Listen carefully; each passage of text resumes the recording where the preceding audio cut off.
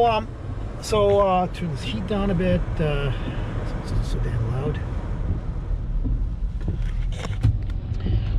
All right, so here we are, and I just want this is Jeff, as I told you guys about. I introduced him earlier. You know, this guy's got a tremendous amount of experience. Started with Red Robinson, believe it or not, all those years ago. He has been involved with the music industry for so long. He really is part of the industry for sure.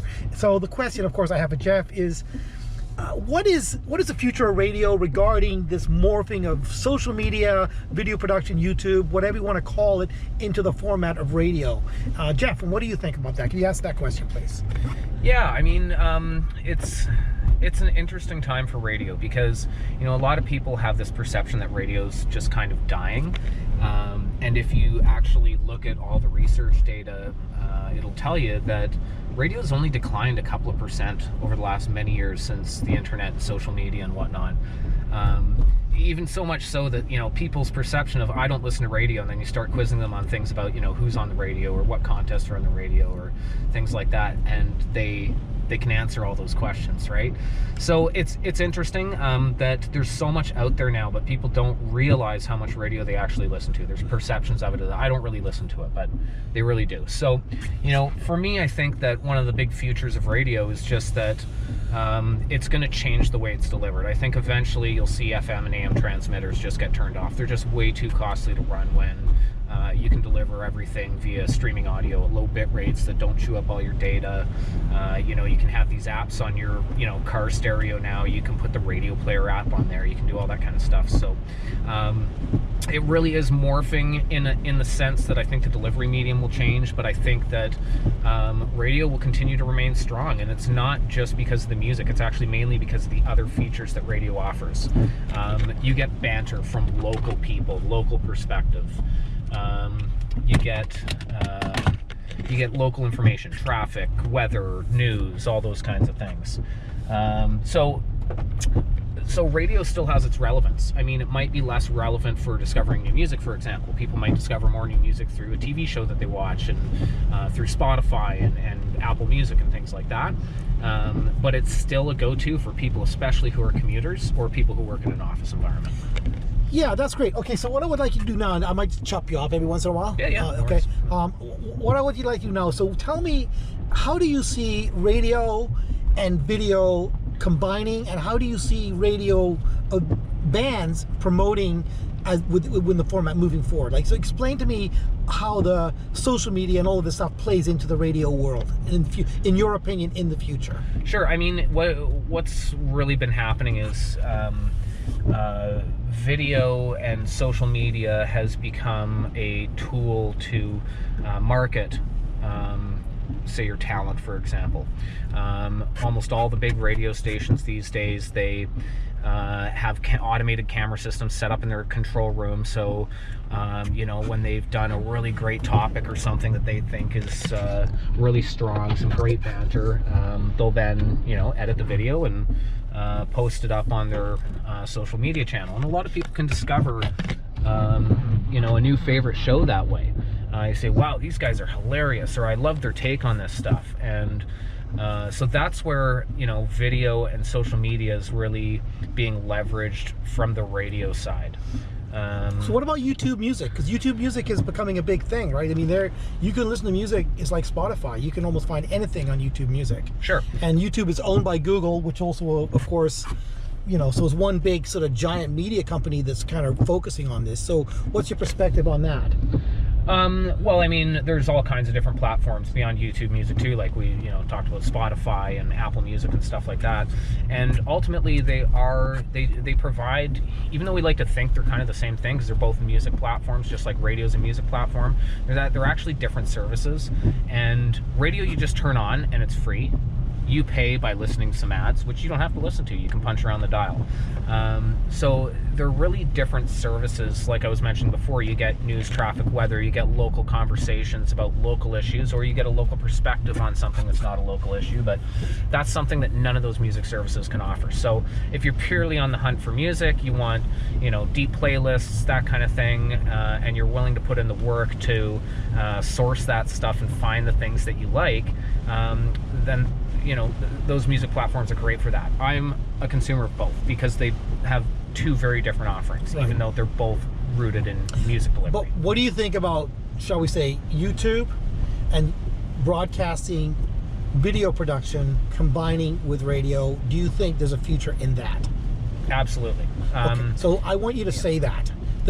I think there's no doubt that there's a huge future. It's in your own words, say what I just said. I need you to say that. Yeah. I mean, Say it in a way where you believe it, like this. Sure. Convinced. Okay, Yeah. so go ahead. Well, yeah, there's no question that it's going to be a massively important tool, to the point where, you know, it's evolving from something that's just kind of a tool to something that's part of the main offering of the product. So, you know, to say that it's you know, sort of imperative for radio to move forward, I think is almost an understatement. Yeah. So say the word video too, because you didn't say it in that last one. Oh, I need you to sell it. We're trying to sell it, right? So go ahead and do that again. Just say it again. So yeah, video is imperative to the growth of radio, because people are on so many different platforms. You're on Instagram, you're on, you know, whatever, and if they don't have those video components, then they're not present in those environments.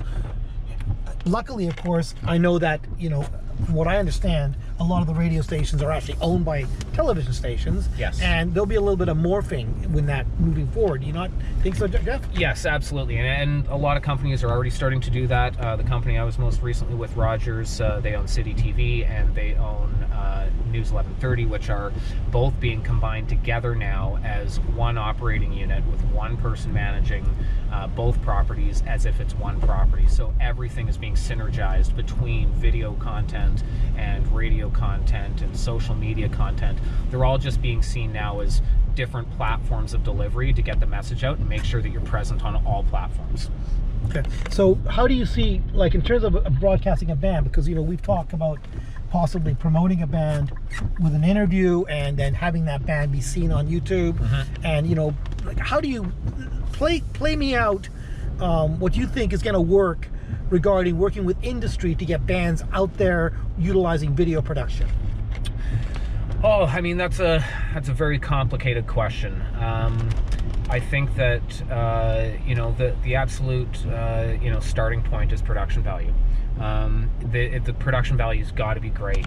People just, unless you're talking a TikTok type environment, you know, 30-second clips, that kind of stuff. When you're talking, you've got a longer video, you want to record a set of, you know, 6 songs with an artist, the production value's got to be amazing, and that means the sound has to be great, that means the gear's got to be great, that means the set has to look great.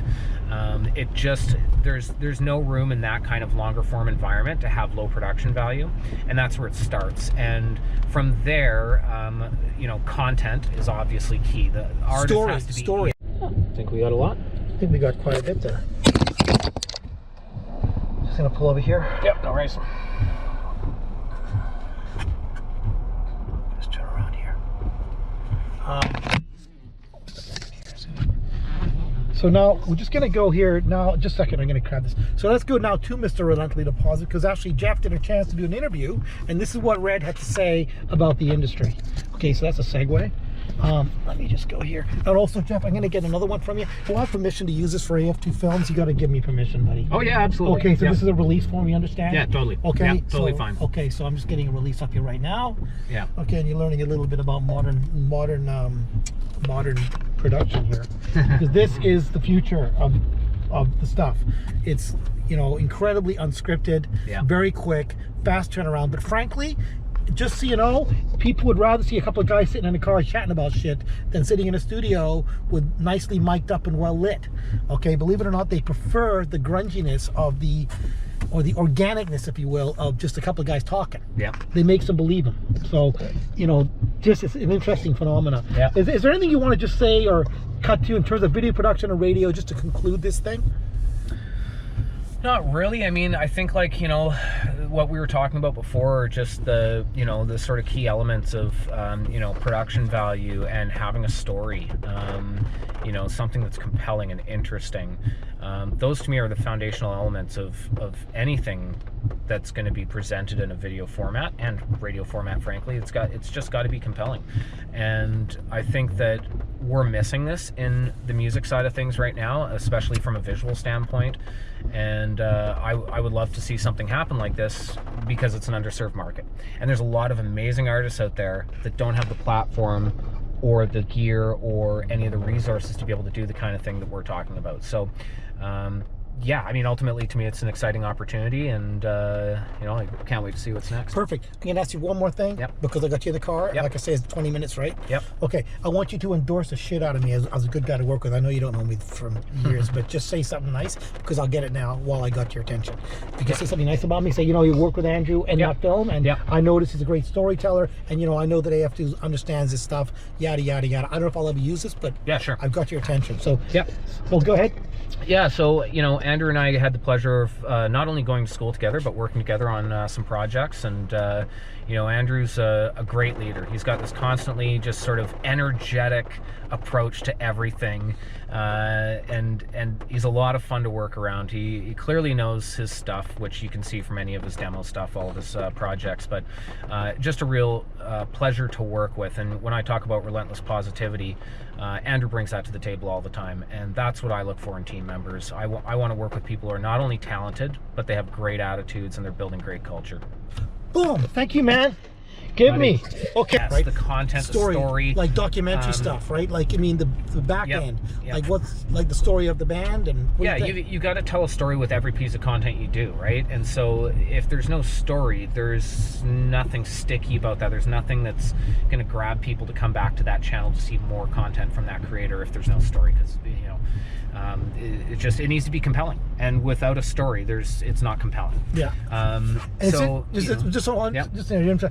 and actually it's interesting because of course radio has always relied on, well, music radio has always relied on really just the music, just the sound itself, to kind of pull the audience in. Whereas the future is, it's almost like the future has to be, you have to understand the story of the music itself. It has to be more about, maybe about the band, maybe a little bit about, you know, things that are coming up, live events, that sort of thing. Like, like what do you... Well, you know, what's interesting is that radio used to have a lot of that, where it was the story behind the music, and quite frankly, a lot of that stuff has just kind of actually disappeared. It's more become about, and this is one of the problems with that I think about, you know, when I think about what challenges radio has, there isn't really a lot about the story behind the music and who is this artist and those kinds of things. These used to be, you know, a real key anchor point for radio stations. They'd have feature shows where, you know, they'd interview a band for the whole thing and, you know, play the entire record, you know, with interview clips in between and things like that. That stuff just isn't really done very much anymore. And it's more become about sort of more generic content within their target demographic. That's the kind of stuff you hear between the music these days. And so there's a real big missing opportunity in my belief. One of my favorite things that I used to love on the radio was something that the classic rock station here did in town, where they would have, just before the commercial break, there would be some kind of a teaser bit about a story about what this band was or this song or something. Then it would, you know, more in 2 minutes, and then come back after the commercial break, and then it would kind of give you the payoff of the story, and then it would go into the song. Well, and that kind of storytelling's missing right now. Well, that's right, because what I always think to myself, I think that we live in a world now where there's so many choices to choose, where to click your button, where to listen to, and I think maybe that's because everybody kind of likes bands and they love to listen to music, but I think if they could hear just a little bit more about, you know, how was that song written, you know, that kind of stuff, you know, just things, and there's not a better format to do that than actually in video production on a YouTube station or something where you actually see the people talk and you see the actual, you know, rather than, like on a radio interview you can do it, and I know, you know, podcasts are big and there's nothing wrong with those, but I think something about having actual video of people practicing the music, and like, you know what I mean, like I think that's where video and radio really meets. What do you think though? I mean, like, you know, radio has this perspective that every second counts and everything needs to be just chopped up and tight and quick, and if you look at the trend of people's listening habits, look how big podcasts are. look how big podcasts have become, because people are hungry for long form discussion, information, stories. They don't want, you know, a 10-second story about how, you know, this artist just won a Grammy. Big deal. Okay, we've already seen that news article or whatever. And that's the kind of little bits that you're getting on the radio. And so, you know, television, video, more video than, you know, traditional television, has this opportunity to tell longer form stories just like podcasts do. Exactly. It's funny you bring that whole thing about the 10-second clip. You know, one thing about in marketing, where I come from, of course, in video production specifically, they'll talk about, you know, how many views is a big question. Oh, lots of, and a lot of marketing guys make a huge mistake of what I would call, they call them impressions. So, you know, so if you make something super short, you could tell your client, well, man, we got 50,000 impressions. Well, of course you got 50,000 impressions. It wasn't really a story at all. It was just, oh, there it is, and then it's gone again. Whereas I think really what I think I'm getting from you, Jeff, is what people really want to know is the actual story and what's really going on, so they actually engage. Yeah, absolutely. And, you know, it comes back to what we were talking about having a compelling story. Content without a compelling story is throwaway. People will not come back to your channel. People will, you know, just scroll on by. But you're right, if it was 10 seconds long, they may have not had a chance to scroll on by because it just happened so fast. So the impressions look healthy, but the reality of engagement is actually low. Much lower. There's a big difference between engagement and click-throughs from, you know, impressions and views, right? Yeah, you know, I would compare it to, like, you know, a neighbor, you don't even know his name, but you always wave to him when you get in your car in the morning. Yeah. Versus your best friend that you go to his house, have a coffee and talk about your woes or whatever they are. Yeah. And the hockey game, and you just like being there. And I think if you want to do business with somebody, you got to have a relationship, and I don't think you get that from 10-second clips. I just don't think it happens. Yeah, you don't build investment, emotional investment in 10 seconds. You just can't. Yeah. And now back in television, we were always stuck with this 30-second spot, which I know is more to do with, you know, the airtime and so forth.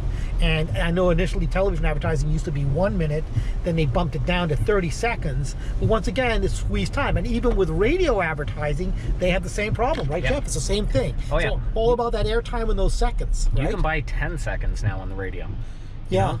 Yeah, the standard is still 30 on the radio, but you can buy 10s, you can buy 15s, you can buy 60s, but, you know, it costs you a lot of money. Yeah, so with the YouTube, which the broadcasting is all about the story versus, or these kinds of long form videos on that tying in with the radio station, the cost, of course, for the airtime isn't as much, and the story's greater. So I always think, you know, combine the two and you got yourself a great sort of business model. But how would you see, like, let's talk about, how would you play that out, say, with this with the arts, what was the name of the company you mentioned? The Music BC. So music Factor. So for Music Factor, Music BC, how would you see it play out in terms of working with this kind of format? Honestly, it's a difficult question to answer because my relationship with them is more to do with providing them with Canadian development money for artists. So I've traditionally been on the helping fund these organizations rather than the chasing after them for money for a project. I do have some knowledge on that because I've also sat on panels for things like Factor, where we actually review all of the applications for funding and decide based on that application whether they deserve funding or if they need to continue working on, you know, this development idea or whatever. So it's a hard question for me to answer because I haven't gone through the application process myself. But what they're looking for is their mandate is to grow Canadian music. That's their mandate, and they will support everyone from a huge artist like The Weeknd to small independent artists, and it could be everything from recording funds, it could be touring funds, it could be all kinds of different things that they'll fund. But like I say, their mandate is to promote and grow and build Canadian musicians, and they also, as sort of a secondary goal, they need exposure for themselves as well. So, you know, anytime Factor funds an album, for example, if you look on the back of that album, if you have a hard copy, which a lot of people don't these days, but if you look on the back of that album, you'll see a little Factor logo on the back, right? So yeah, their key mandate's to grow music and grow Canadian artists. And if you know, you come to them with an idea that is going to do just that, that's where you get in for serious consideration. And sometimes, you know, they'll come back with your application and say, you know, we had challenges with this, and this, or please explain that, or we love this stuff. You get feedback on your application too, so you can rework it for but back to video production, like, because the way I see it is that an organization like this is trying to help the artists. They're motivated to have unknown artists be found. They have an unlimited access to a format that doesn't cost anything to air, and at the same time we can probably gather with corporate sponsorship to help that artist. And it could also still run through the radio stations and through the various distribution centers depending on where they want to put it. So I keep thinking it might be a good fit, especially with corporate sponsorship, but what do you think about that? Yeah, I mean, it's tough. There's definitely some red tape and some curveballs that you have to manage when it comes to having other money involved. Sometimes that can be leveraged in a way where it looks more appealing to them to do a grant for something, because you already have some investment and they're not footing the bill for the entire project. They like to see things like that in certain circumstances. And in other circumstances, they might say, you know what, we don't want any corporate money involved here. We just want to fund this stuff ourselves. So it really, really depends on just all the different elements of what that involves to execute. Yeah. Well, I mean, I'm in a business and I do video production and marketing. I mean, that's what I do. Yeah. And I always try to see how this all ties in. We have a message giving system, and we're trying to make it work for everybody. So somebody's trying to sell an unknown artist. We're trying to create something to make that unknown artist known. Someone has to pay us to make that happen. So we think corporate sponsorship that has nothing to do with, there's no ulterior motive behind corporate sponsorship of unknown artists. They simply get to be part of it. One of the ideas that we had was we do a music video on the location of that particular corporate sponsorship, and then we interview the artist at the same time. Now that would be something that would, fly. So it doesn't, the artists have to do a music video, but it's done in the location. It's sponsored by the company that's doing the art, and at the same time we do an interview of that artist on the location that sponsors the whole thing. And all we want is a little bit of extra help from the corporate end of, say, BC1 or one of these guys, Factor, to sort of make that just to connect those dots and make it legitimate. So we don't just find any old artist, we find the right artist. Yeah, absolutely. So what do you think about that? Yeah, I mean, as we've discussed, I think that let me back up a sec. I don't see anyone doing anything like this right now. There have been some interesting sort of similar projects in the past that are not exactly the same, but and they were great products. For me, I'm a little confused why there isn't more of this right now. Maybe it's because people can't fund it or have the production value that they want, or they can't access the artist, don't know how to chase that kind of stuff. I really don't have the answers to that at this point. It's a lot of interesting sort of exploration that we'd have to do to find that out, because are people not doing it because the benefit is small to those involved? We just don't know. Well, I think that there's a huge opportunity there. Yeah, and so do I. And I think the reason why they haven't done it is because of the skill set. I don't think that they have the skills to do it. Plus, when it works, why fix it? And if they're doing successful radio or successful whatever, or they know it well and they've been doing it for years, the general thinking is, why change? But we are in the times of change, and I'm hoping, of course, that we can contribute somehow in helping young artists get found, and having you, of course, Jeff, possibly host and connect those dots by talking to these artists. And maybe we can help the artists, we can help the community and business, and at the same time we can also promote the agency, the non-profit agency that's trying to promote the artists, all at the same time. So here we are, guys. We're doing the ask. This is the interview, and let's just see where we go with that. And of course attach some samples of the work that we've done in the past. Okay, I'm gonna just, you understand kind of what I'm doing. Oh yeah, totally. Here. Okay, so is there anything you want to sort of add to this? So like distribution. See, like the big questions we have is production, distribution, accountability. Yeah. I think the show with you talking and interviewing artists is a great production idea. Okay? Agreed. That's where you come in. Distribution, where would it get distributed? Where would you want, from the industry? And I know they haven't figured it out, Jeff, but they're going to be asking us, so we're going to tell them where they distribute it. So, for sure, and distribution. Really, I mean, it starts small, but you utilize your partners for distribution. So, for example, if Music BC was involved, they can share it on their social channels. They can share it in their newsletter.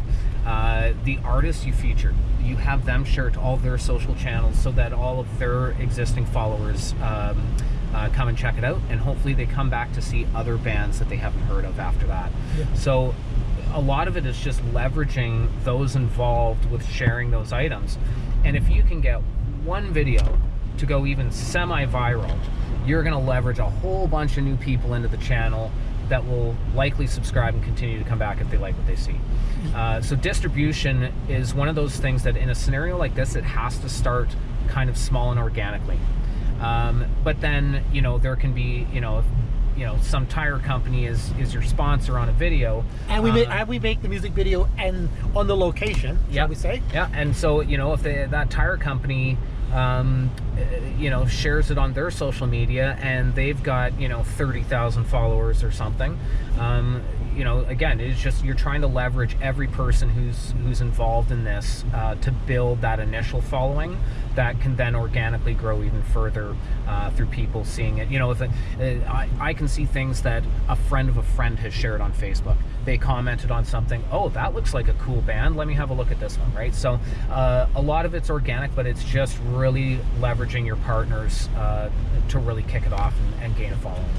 I love that. So basically it's a win-win, because you get corporate sponsorship because they want to promote whatever they're doing. Yeah. We have music of an unknown band that wants to be discovered, but supported by Factor or one of these organizations that believes that they have potential, and their job is to help unknown artists be known, is to help the arts. The amount of money being put is mainly by the corporate sponsor because they benefit from the music video done on their location, right? They benefit from that. And then the distribution goes through the corporate sponsor and their gigantic network. So for example, some outfits like say Kermac Collision, they got 200 outlets. They've got pretty good distribution, right? There's lots of areas where there's a lot of good distribution corporately, and they would want people to see it. But then the artists themselves have distribution, and of course then if yours, BC One or Factor have their own distribution, and they're the ones that put the deal together and kind of work with us, and we all kind of work together. It's a win-win. I don't see the downside here. I just don't. And I know there's a huge potential. Back in the day, I've done a lot of music videos in my past, and I have found that, frankly, we used to have to spend $10,000, maybe $15,000 on a music video.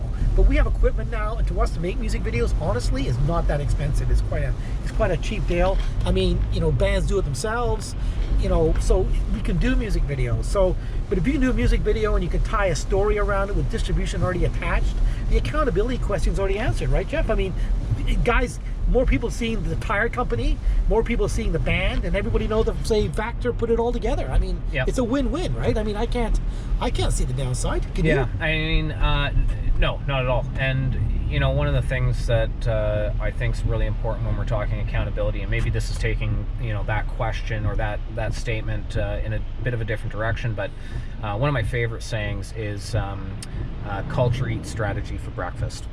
Peter Drucker said that, and to me, it's all around the culture. The success of just about everything in business and media, it all comes back to having great culture, and that can mean so many different things. To me, when I was running radio stations, it really meant that people came first all the time to create an amazingly positive environment with high expectations, but a very positive environment, one where people know that they can make a mistake and it's not the end of the world. We're going to talk it through. I'm not going to yell at anyone. I haven't yelled at any of my staff members ever. Never raised my voice to a staff member ever. And part of that is driving that culture, and that's where me being accountable to our crew, to the musicians that are involving themselves and putting themselves out there for us to record this, and being accountable as a good community member as well. you know, respecting and embracing all the differences of people, whether that be, you know, gender identity, sexual orientation, BIPOC community, all that kind of stuff. So, you know, accountability to me is actually the number one thing, even though it's the third thing, you know, as we kind of went through the list, it was the third thing that we get to. To me, it's the number one thing, accountability, which to me is directly attached to culture. And that's how I think any group of people can win at anything they're applying themselves to, is always remember that culture eats strategy for breakfast. You could have the best strategy in the world, A+, 100% airtight, and if you don't have the great culture to execute it, it is likely to fail. I love that. That's a wonderful ending. Oh, quick note, Cully, cut back to the beginning here. So I used to go to school with Jeff, and Jeff actually has been directed by me. And you know what he did? He was a camera guy. Hey, Jeff, remember that? Absolutely. Yeah. Yeah. Yeah. A little short film we did. Oh, God, remembrance. 20 years ago. 20 years ago. 20 years ago. Can you believe it? Yeah. This guy's getting old, man. He was like young. He's just a kid. Yeah. And what's Holy funny shit. is after graduating, I couldn't get a job in the film industry. I had a second assistant camera trainee gig lined up, but we graduated shortly after September 11th, and 2/3 of the union folks were out of work. So I was actually helping, see this bar right here that we're passing, O'Hare's Pub in Richmond here.